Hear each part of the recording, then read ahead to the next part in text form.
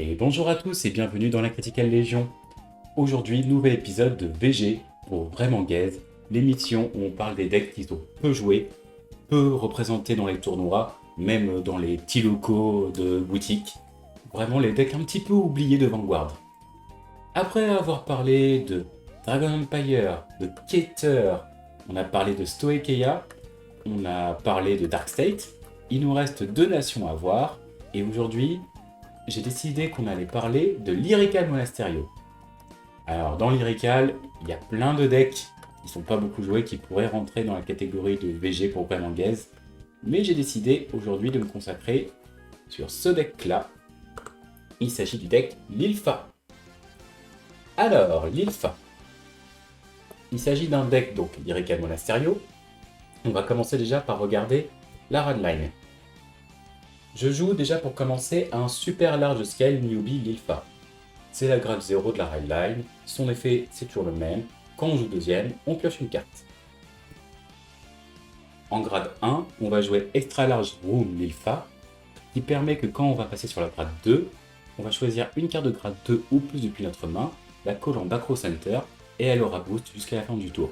Et si on a appelé une carte, on pioche une carte. L'idée du deck va tourner autour du fait que nos grade 2 et grade 3 vont avoir boost.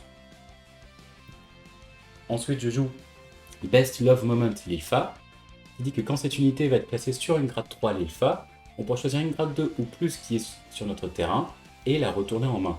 Donc généralement, on va renvoyer celle qu'on aura placée par la grade 1. Et pour terminer, on joue ce Vanguard là, Brightest Dreamer Lilfa. Donc c'est une dress-up, car en fait, c'est une retrain, une version améliorée de la Lilfa originale. Et donc, ces effets sont les suivants.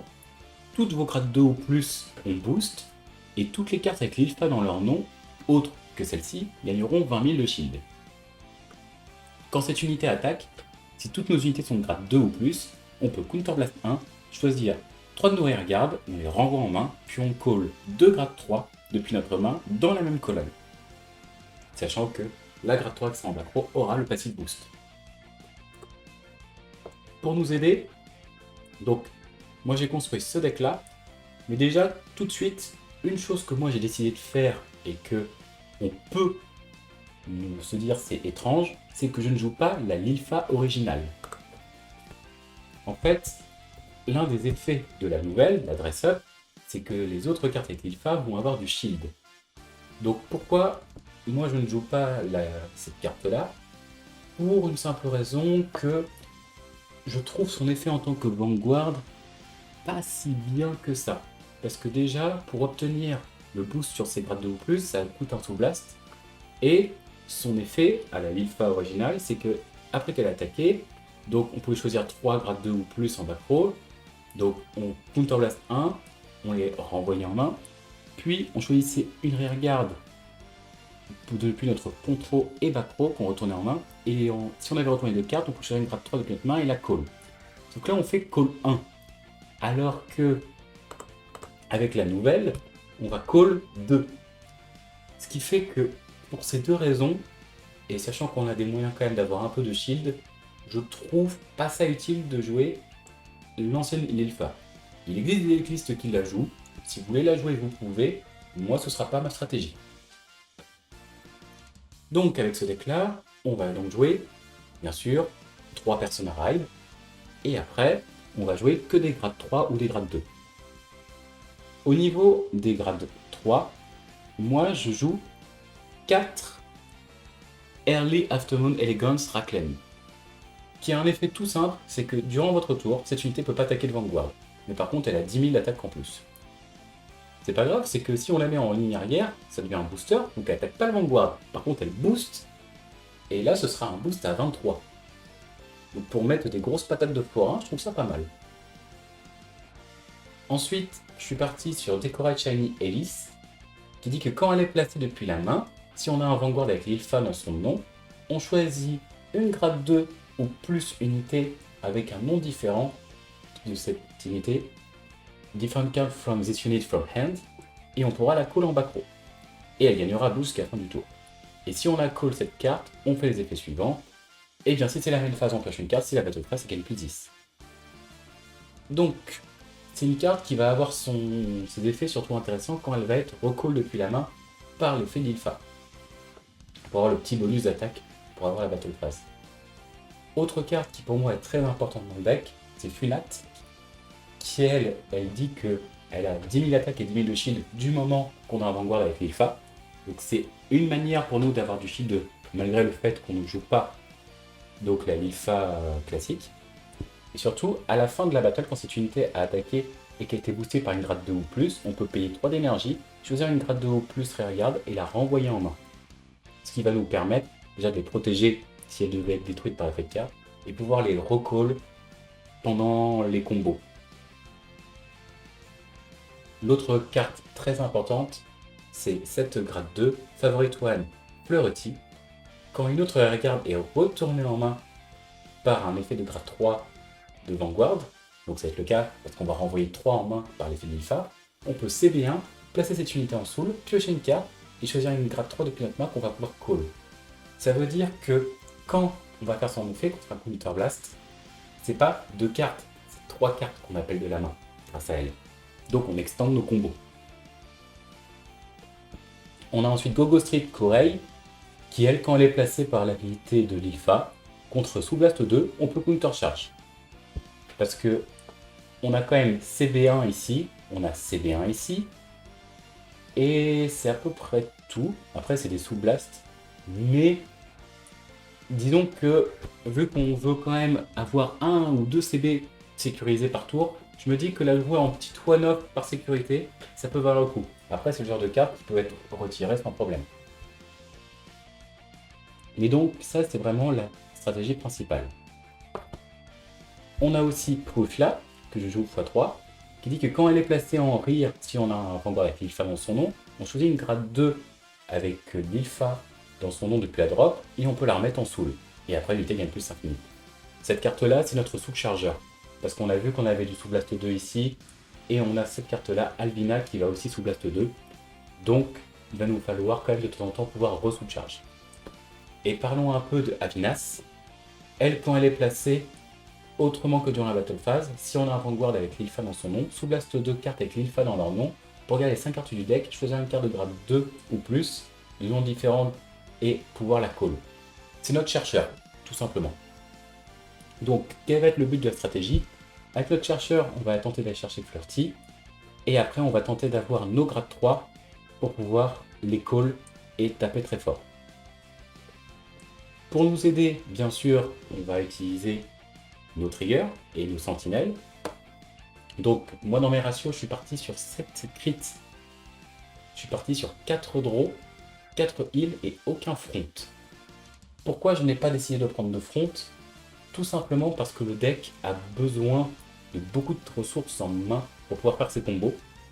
Et donc, j'ai eu une préférence de jouer des draws dans le deck afin d'avoir suffisamment de cartes pour pouvoir faire les combos. D'autant plus que vu que c'est un deck qui n'a pas beaucoup de shield, et même si on mettait le front qui donnerait un peu plus de shield, je suis d'accord, bah, le deck resterait quand même assez fragile. Je me suis dit, tant pis, mon but ça va juste être de taper avec mes grades 3, d'avoir suffisamment de grade 3 pour toujours pouvoir faire mes combos complets. Donc par sécurité, on va jouer draw. Pour quand même avoir un tout petit peu de shield, je joue quand même Vibrante Symphonie. Cette Beat Order qui dit que si on a pris un dommage sous tour, eh bien on peut l'utiliser pour gagner plus 30 000 de power pendant une défense. Et en régalite, je joue Union of the Sky qui permet contre un Counter Blast ou un Energy Blast 3 de piocher une carte et de donner plus 15 000 jusqu'à la fin de la battle. Puis on peut bannir cette carte avec une carte du même nom que notre Vanguard qui est en sous en drop.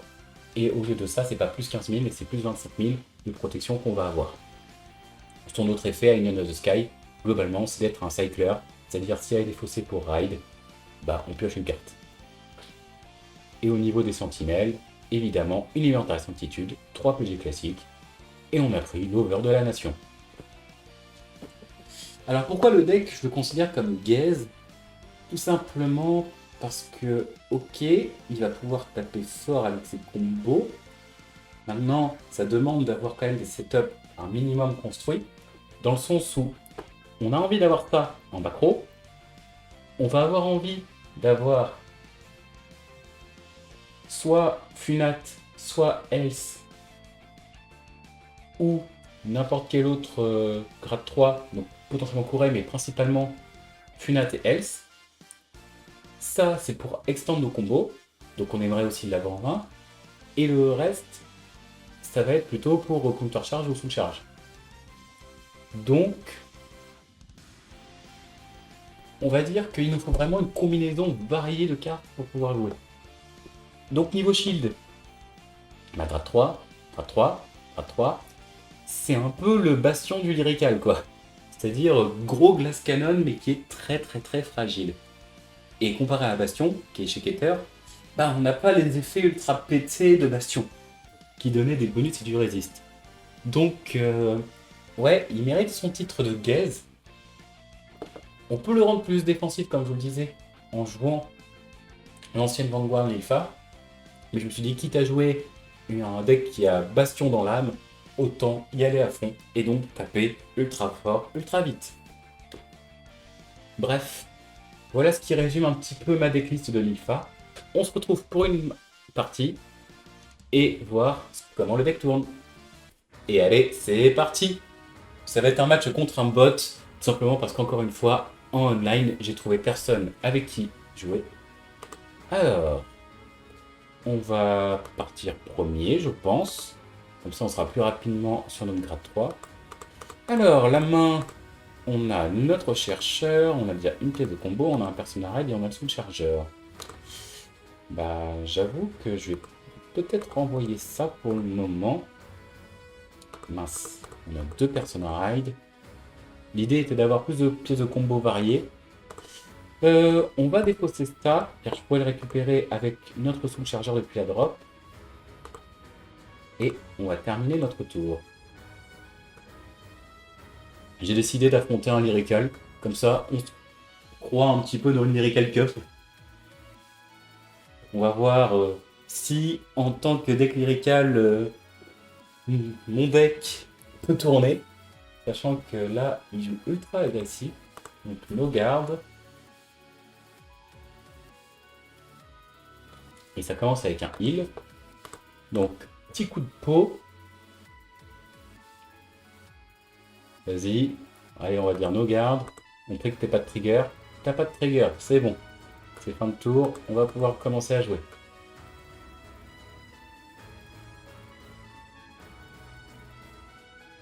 Oh, ça c'est nice. Parce qu'on a récupéré donc Funat qui va nous permettre donc de retourner une carte en main. Donc ça va faire un bon attaquant. Qu'est-ce qu'on va défausser? J'ai pas envie de défausser l'île. En même temps, j'ai pas envie de défausser ça non plus. Compliqué. On va dire... Alors, on va défausser le soul chargeur, tant pis. On va pouvoir faire son effet. On va pouvoir call une carte.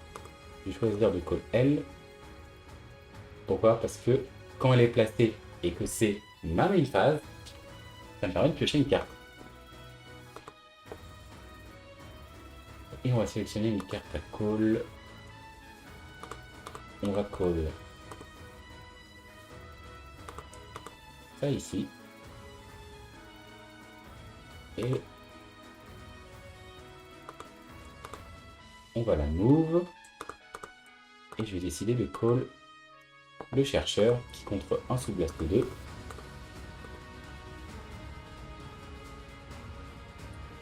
Va nous ramener la dernière pièce de combo.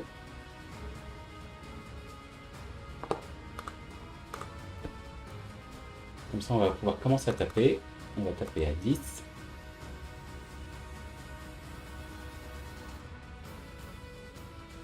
Très bien.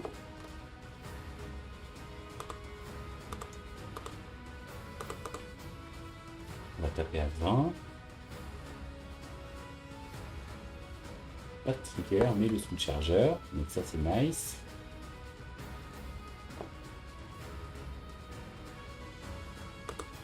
Je vais juste vérifier. Ça fait quoi? Donc ça c'est ok. Ça fait un fléché. Je pense que on peut continuer d'aggro. Parfait. 3 dommages, 30 tours. Allez, vas-y. À toi de jouer. Sachant que là, on a 2 triggers pour se défendre. Je peux toujours intercept avec ma petite G2.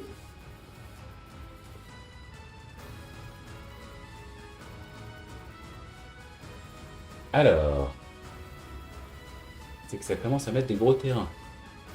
18. On va dire no guard.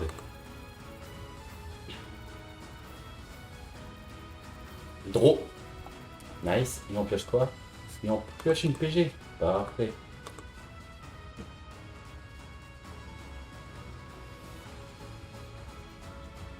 Mhm. 18. Au pire, tu peux monter à 28 avec un trigger. Donc, je vais dire 30. Comme ça, je suis sûr de te protéger, même si tu prends qu'un trigger.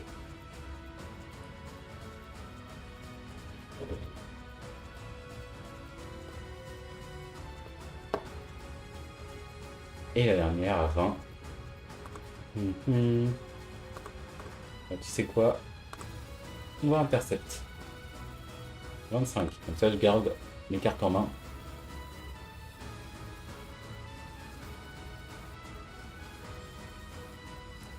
Stand, draw.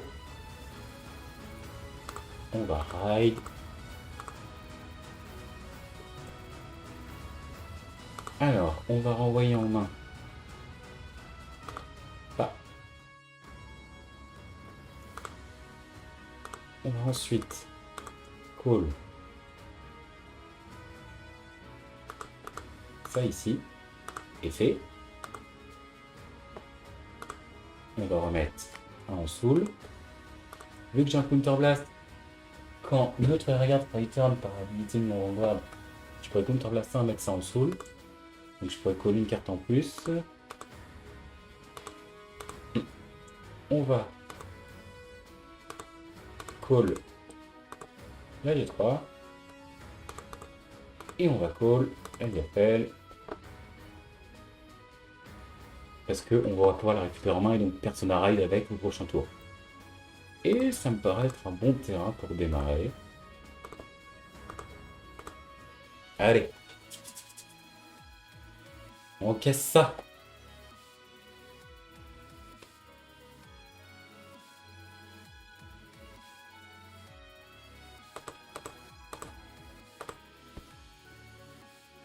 La seule chose qui nous manque, c'est le booster.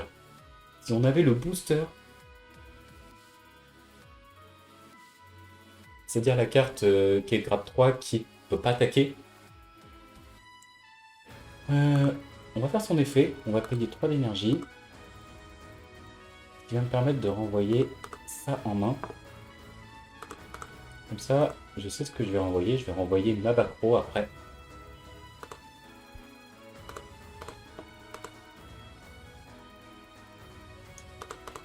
Hop, hop, hop.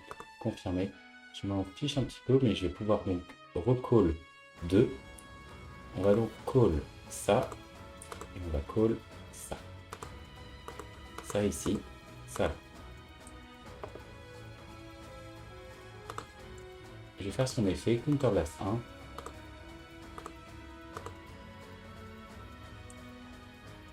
Pioche une carte. On va call notre personne à ride. Vu qu'il était placé en battle phase, on va sélectionner une carte à call. On la colle ici. Donc tu gagnes ton bonus de 10 000. Et elle, vu qu'il a été placé, on va pouvoir recharge. Hop.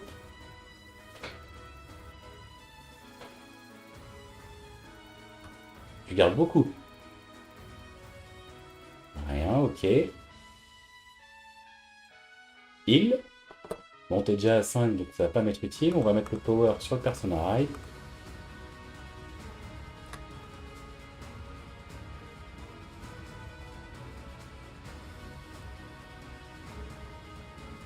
On va taper ici. 38. No guard. Sachant qu'il nous reste une colonne après. On a une colonne à 43. Et c'est déjà terminé. Bah, c'est le but avec le deck. C'est-à-dire, soit on tue rapidement parce qu'on tape quand même assez fort, soit sinon, bah, vous avez vu ma main, il n'y avait pas grand-chose pour défendre, et donc j'allais prendre des dommages et me faire snowball. En tout cas, voilà ce qui conclut cette vidéo pour ce VG pour vraiment gaze. La prochaine fois, je pense qu'on va s'intéresser à la dernière nation qu'on n'a pas fait, c'est-à-dire Brandgate. Si vous avez des propositions de deck Brandgate qui vous paraissent gaze à découvrir et à tester en vidéo, n'hésitez pas à le dire. Et après, je pense qu'on repartira sur les autres nations petit à petit. Et là, je prendrai les decks gaze soit que vous m'avez conseillé, soit que j'ai envie de présenter. J'ai déjà quelques idées. Par exemple, il pourrait y avoir dans les decks qui sont un peu gaze, il y a Clarissa, il y a Barreau, malheureusement, qui est gaze. Biscafael avec pâtisserie, c'est pas si gaze que ça. Donc je pense qu'on verra pour plus tard. Claudine, Mithiark, je trouve que c'est un petit peu gaze. Claudine, c'est surtout peu représenté, mais c'est loin d'être mauvais. Et Vilay, aujourd'hui, le deck, je suis désolé, il est un peu... Mais il manque d'un petit coup de boost, je trouve, qu'a eu par exemple la Majestar. Donc j'espère qu'un jour, Vilay aura le droit à la même chose. Grand Fia déjà fait. Griandra, pareil, le deck est ultra drôle sur sa mécanique, mais il fait rien, donc pareil, il méritera un jour un épisode, comme Undercover, voilà. Ou même l'ancien Elden, aujourd'hui on peut dire qu'il est un peu gaze. Voilà. N'hésitez pas à me dire vos propositions. Je vous souhaite de proquer plein de Critical Trigger. Allez, à la prochaine!